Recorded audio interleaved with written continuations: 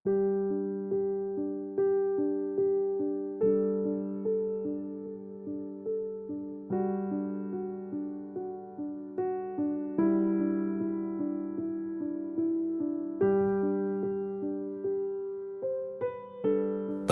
Saat Teduh Gereja Kristen Jakarta, Rabu 6 November 2024. Judul renungan, Kuasa Injil yang Mengubah Hidup.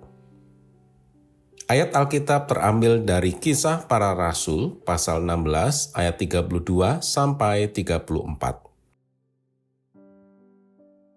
Lalu mereka memberitakan firman Tuhan kepadanya dan kepada semua orang yang ada di rumahnya. Pada jam itu juga, kepala penjara itu membawa mereka dan membasuh bilur mereka. Seketika itu juga ia dan keluarganya memberi diri dibaptis. Lalu ia membawa mereka ke rumahnya dan menghidangkan makanan kepada mereka.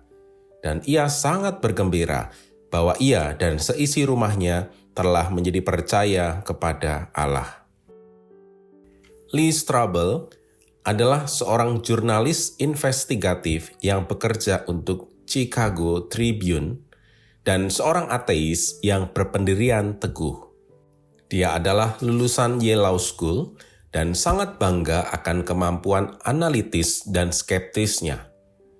Strobel menjalani hidup yang penuh dengan skeptisisme terhadap agama dan secara khusus sangat kritis terhadap kekristenan.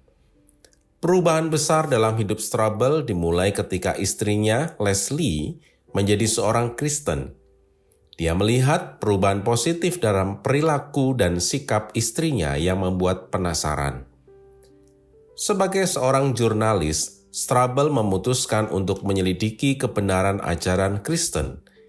Setelah hampir 2 tahun melakukan penyelidikan yang mendalam, Strobel sampai pada kesimpulan bahwa kekristenan adalah benar. Pada tanggal 8 November 1981, Strobel menyerahkan hidupnya kepada Tuhan dan menerima Yesus Kristus sebagai Tuhan dan Juru Selamatnya. Dia menyadari bahwa bukti yang dia kumpulkan bukan hanya secara intelektual memuaskan, tetapi juga memberikan jawaban atas kebutuhan rohani yang mendalam dalam dirinya. Kepala penjara dalam Kisah Para Rasul 16 ayat 32-34 mengalami kuasa firman Tuhan yang disampaikan oleh Paulus dan Silas. Firman Tuhan yang penuh kuasa itu mengubah hati kepala penjara dan keluarganya, sehingga mereka percaya kepada Tuhan Yesus dan menerimanya sebagai juru selamat mereka dengan sukacita. Hal ini mengingatkan kita bahwa firman Tuhan memiliki kuasa untuk mengubah hati dan pikiran manusia, membawa mereka dari kegelapan kepada terang Tuhan. Ketika kepala penjara dan keluarganya menerima Tuhan Yesus, terjadi perubahan drastis dalam hidup mereka.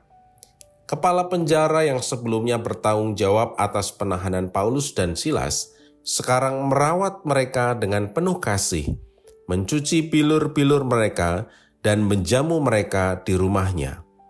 Ini adalah bukti nyata bahwa terjadi transformasi atau perubahan hidup saat seseorang menerima Yesus Kristus sebagai Tuhan. Mari kita untuk merenungkan betapa besar kuasa firman Tuhan, betapa luas anugerah keselamatannya, dan betapa sukacitanya hidup yang telah diubahkan oleh Kristus.